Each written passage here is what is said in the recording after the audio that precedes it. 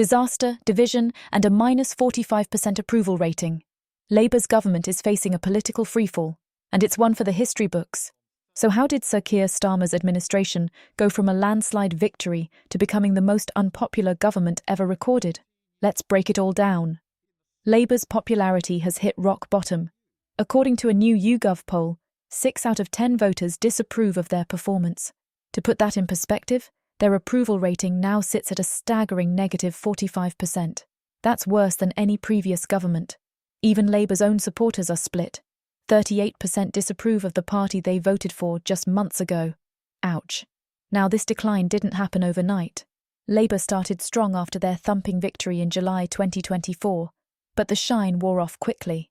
Controversial decisions, political scandals, and growing public dissatisfaction.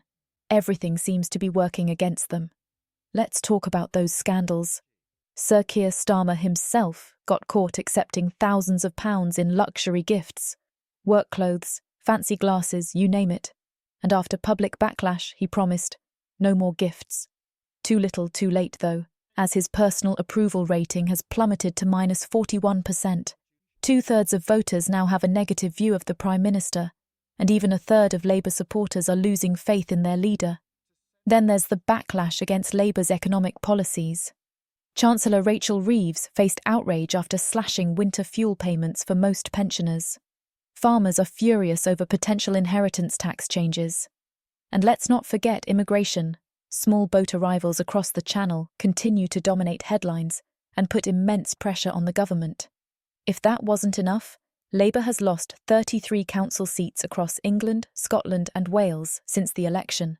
Meanwhile, opposition parties like Reform UK are gaining ground. Their leader, Nigel Farage, now has a higher approval rating than Sir Keir, though not by much at -34%.